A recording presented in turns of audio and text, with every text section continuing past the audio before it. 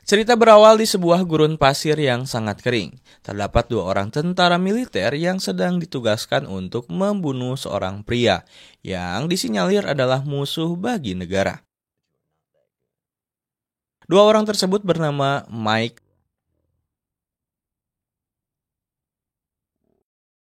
dan juga Tommy.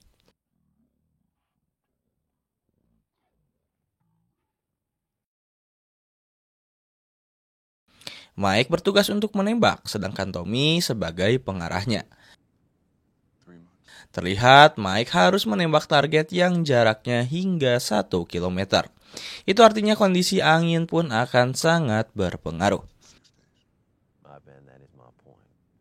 Ketika mereka sedang mengobrol satu sama lain, tak lama Mike menemukan target mereka telah mendekat.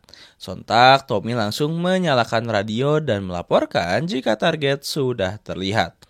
Namun kondisi di sana ternyata sedikit berbeda dengan yang dilaporkan. Terlihat beberapa mobil bergerak secara bersamaan. Dan di sisi yang lain, nampak juga beberapa warga lokal sedang berjalan menuju ke sebuah sumur tua di sana. Dilaporkan sebelumnya jika Mike dan Tommy akan membunuh satu orang teroris yang sangat kejam dan mengerikan. Dia diketahui tak punya anak, namun berbeda yang mereka berdua lihat. Teroris yang disebut Said itu tengah melaksanakan sebuah pernikahan anak laki-lakinya. Bahkan warna mobil yang dilaporkan juga berbeda, sehingga Mike ragu jika itu adalah targetnya.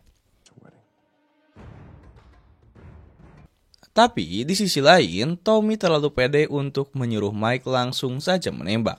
Sempat terjadi perdebatan antara mereka berdua, bahkan saling lapor ke markas jika kondisi di lapangan ternyata berbeda dengan yang dilaporkan. Bahkan Mike yang tadinya sudah membidik target harus kehilangan momen karena kepala Said sendiri tertutup oleh pengantin, sehingga Mike memilih untuk mundur dari misi tersebut.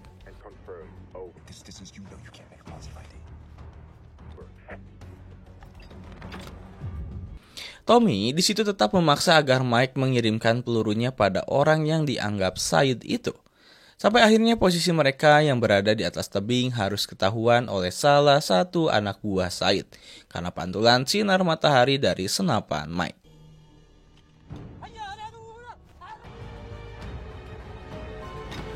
Sontak semuanya menjadi buyar, bahkan para anak buah Said memberikan beberapa tembakan pada Tommy dan Mike.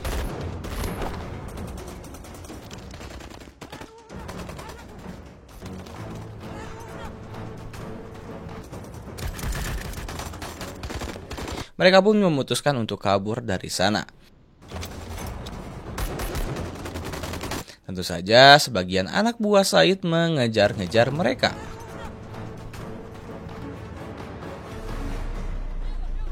Bahkan Tommy dan Mike sempat tersudutkan.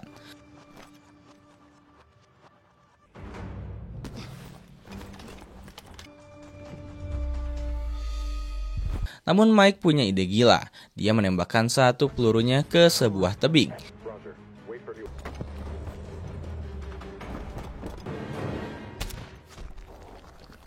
Sehingga para anak buah Said pergi ke sana. Tapi belum selesai sampai di situ, badai pasir tak lama datang ke arah mereka. Di saat itu, Tommy juga diberitahu jika lokasi penjemputan berjarak 15 km. Sehingga hal itu memaksa para prajurit untuk berjalan menyusuri gurun.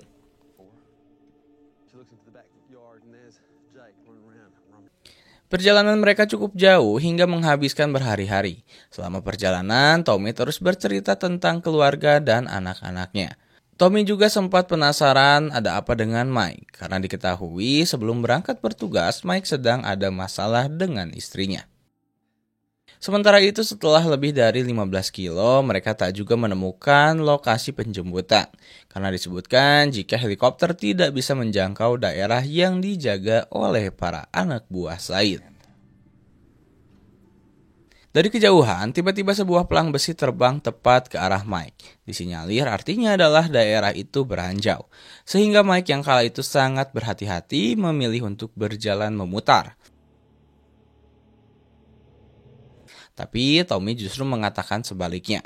Dia membuat agar Mike tak langsung mempercayai pelang tersebut, karena bisa saja pelang merah itu telah terbawa oleh angin atau semacamnya. Sehingga Mike pun mengikuti apa yang dikatakan oleh Tommy. Selang beberapa waktu perjalanan, tibalah mereka di sebuah lapangan pasir yang luas. Di sana kedua marinir itu memutuskan untuk berhenti sejenak karena sudah berjalan lebih dari 15 km dan cuaca sedang panas-panasnya. Sesudah itu Tommy yang tengil lantas berjalan mundur sambil meledeki Mike yang dari tadi hanya memperhatikan jalannya, sebab takut jika ranjau itu benar-benar ada. Sehingga Mike memilih untuk berjalan dengan sangat hati-hati. Namun berbeda dengan Tommy, dia sambil sompral dan berjalan mundur seakan-akan yakin jika daerah tersebut tak ada ranjau. Dan secara spontan, Tommy pun meledak. Kakinya buntung dan badannya gosong akibat ledakan ranjau. Sontak Mike langsung bergerak menuju Tommy. Namun tiba-tiba Mike juga menginjak ranjau yang sama. Beruntung kakinya tak langsung mengangkat sehingga ranjau tak langsung meledak. Di situ Mike lantas menyuruh agar Tommy menguatkan diri dan mengambil tas radionya, sehingga bisa segera memberitahu markas pusat. Namun karena Tommy mengalami cedera yang serius, maka agak sulit untuk meraih tasnya, bahkan untuk mengambil morfin. Sebelum menyuntikkan morfinnya, Tommy sempat melihat kakinya yang sudah buntung. Sontak dia pun tercengang dengan bagian tubuhnya yang terpisah.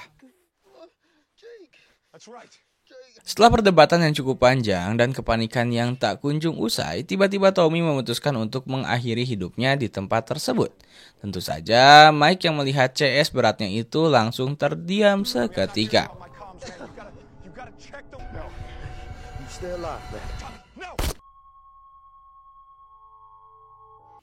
Perlu beberapa detik untuk Mike memikirkan bagaimana cara dia memulainya dengan setengah duduk.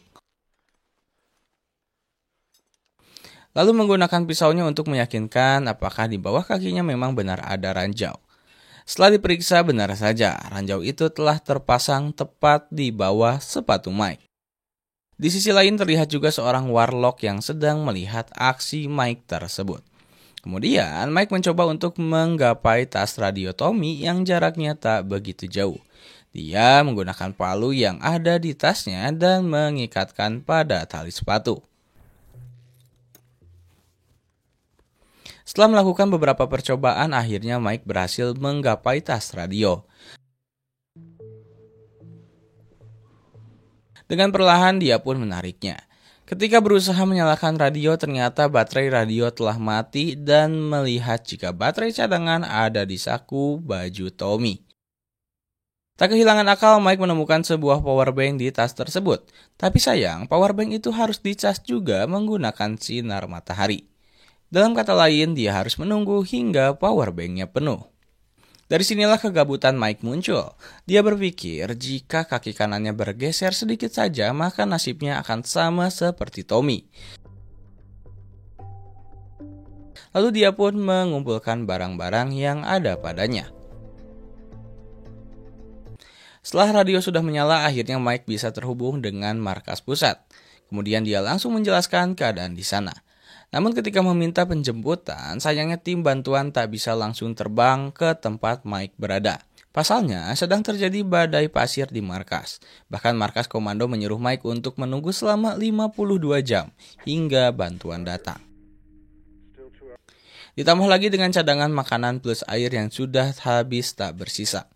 Itu tak semudah yang dibayangkan. Dia juga harus bergelut dengan badai pasir tak lama setelah komunikasi tersebut. Ternyata keberuntungan tak berpihak pada Mike. Sontak, Mike langsung menyiapkan dirinya agar badai tak membawanya terbang bersama tas dan senjata.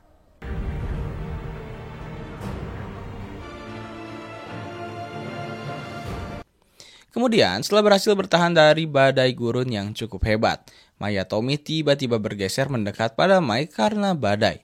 Lalu Mike mengambil baterai cadangan radio dari saku Tommy. Lantas di situ terlihat foto anak dan istri Tommy. Tapi ketika hendak mencari tas radio, ternyata tasnya juga telah bergeser cukup jauh. Niat mau untung malah jadi buntung. Setelah beberapa waktu berlalu dan Mike mulai kekeringan, dia mencoba meminta pertolongan dengan menembakkan pistolnya ke udara. Bahkan Mike sempat ingin mengakhiri hidupnya. Tapi tak lama seorang pria yang sebut saja dia Berber terlihat sedang berjalan di gurun pasir. Sontak Mike tak mau menyia-nyiakan kesempatan itu. Beruntung Berber mau mendatanginya. Namun Berber tak langsung berjalan lurus mendekati Mike. Dia berjalan dengan zigzag untuk menjauh dari ranjau. Lalu Mike meminta tolong pada Berber agar mengambilkan air minum dan juga tas radionya. Tapi berbeda dengan yang diharapkan. Berber justru hanya mengambilkan botol minum Mike dan pergi meninggalkannya. Berber juga sempat memberikan sebuah motivasi pada Mike agar memberanikan diri untuk melangkah. Selang Mike menunggu datangnya lagi Berber, dia hampir saja meminum air kencingnya sendiri. Beruntung tak lama seorang anak kecil datang padanya dan membawakan botol minumnya. Dengan segera Mike pun langsung minum. Setelah itu si bocil lantas menunjukkan boneka tentara miliknya. Dan lalu Mike pun melakukan hal yang sama. Kemudian si bocil terlihat hendak memperlihatkan bagaimana keadaan Mike sekarang. Kemudian, tak lupa Mike juga meminta tolong agar diambilkan tas radionya pada si bocil. Namun si bocil tampaknya tak mengerti apa maksud Mike. Hingga Mike hilang kesabaran dan membentak bocil tersebut. Tapi sayang bocil itu justru malah lari menjauh dari Mike. Malam pun tiba dan Mike berusaha untuk menghangatkan dirinya dengan menyalakan api unggun. Di selang malam itu, Mike juga membuka ponselnya. Tentu tak ada sinyal di sana. Namun dia sempat melihat beberapa foto dan video dari istrinya.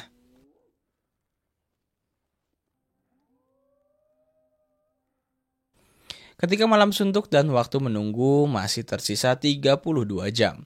Tiba-tiba Mike berhalusinasi dengan melihat keluarganya. Tak lama beberapa serigala gurun juga mendekati Mike. Beruntung mereka hanya mengambil mayat Tommy dan lainnya telah menginjak ranjau.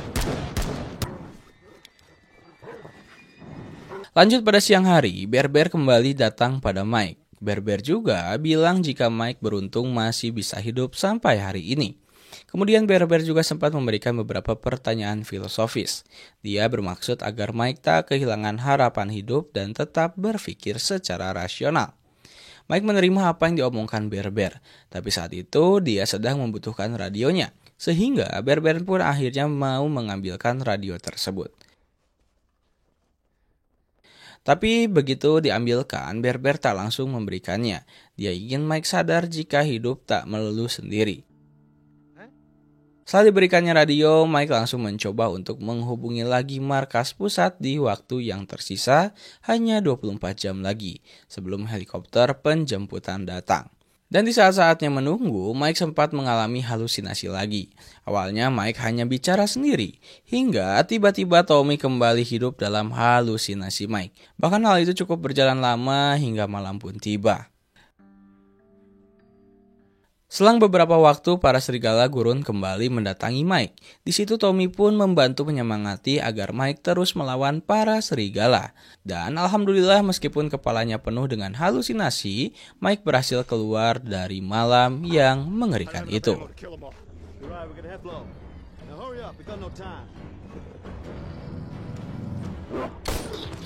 Dan pada pagi harinya, tiba-tiba Mike kembali dihubungi oleh markas pusat. Katanya penjemputan akan segera datang, namun akan sedikit terlambat karena ada baku tembak yang sedang berlangsung di jalur mereka. Sehingga Mike harus menunggu lagi minimal 17 jam. Saat ditanya apakah Mike masih bisa bertahan, Mike pun menjawab tidak. Lalu markas pusat memberitahu jika mereka mendatangkan istri Mike ke sana. Lantas dia pun langsung mengutarakan perasaan Mike pada istrinya.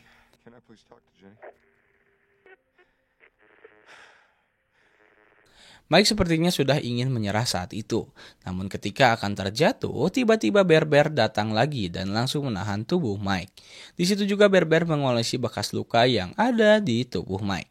Tentu saja sambil memberikan motivasi pada Mike, diketahui kaki Bear juga sekarang telah tiada dan digantikan dengan kaki palsu. Karena dia sendiri telah terkena ranjau kemarin. Bahkan anak kecil yang sempat Mike temui bukanlah sungguhan, melainkan itu hanya halusinasi Mike. Karena anak kecil itu telah lama mati.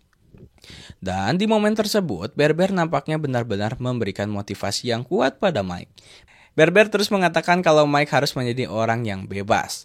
Dia harus terus melanjutkan hidup bagaimanapun caranya.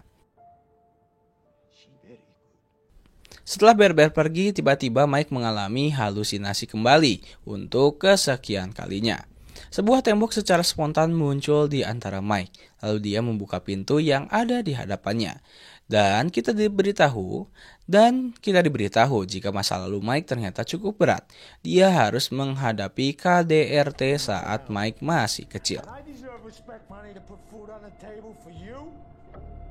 Kemudian halunya berpindah lagi di mana Mike hendak menyelamatkan sang istri pada waktu dulu mereka masih berpacaran. Dia terlihat harus melawan beberapa pria berbadan besar. Beruntung dia memenangkan perkelahian tersebut. Pada saat itu pikiran Mike terus bercampur aduk. Semua ingatan masa lalunya dan hal-hal buruk yang pernah dia alami terus bermunculan satu persatu. Hingga teringat tentang ibunya yang sedang sekarat di rumah sakit. Di tengah perasaan dan pikiran yang kalang kabut itu, tiba-tiba terdengar dari radio jika tim penyelamat telah datang di lokasi. Hanya tinggal mengkonfirmasi di mana letak keberadaan Mike. Namun saat itu, Mike yang sudah kehabisan energi tak bisa berbuat banyak. Bahkan suaranya pun terdengar sayu. Lalu tak ada hujan, tak ada angin, tiba-tiba satu peluru menembus perutnya. Terlihat dari kejauhan, para teroris telah menemukan di mana posisi Mike. Sontak Mike langsung tersadarkan jika dia masih dalam keadaan perang. Sehingga Mike mencoba untuk menembaki pasir dengan harapan ada ranjau yang tertembak. Setelah ranjau meledak, dia langsung mengambil snipernya dan menembaki musuh satu persatu. Alhamdulillah keahlian Mike tak hilang begitu saja. Bahkan semangat hidup Mike terlahir kembali.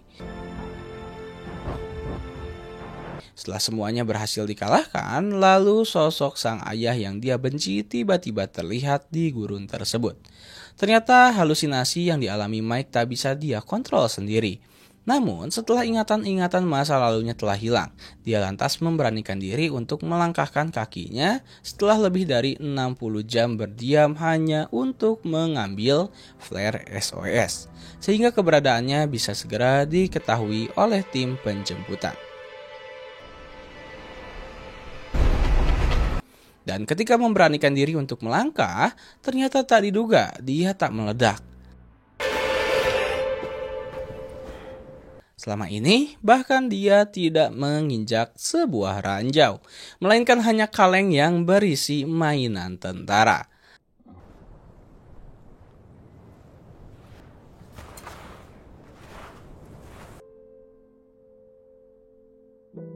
Lantas dia pun sempat tertawa karena rasa bahagia dan bersyukur tak jadi meninggal.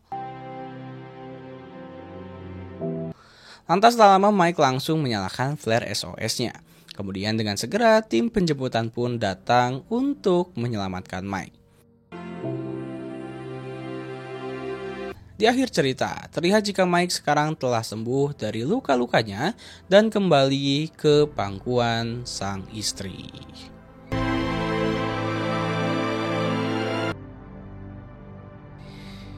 Tamat.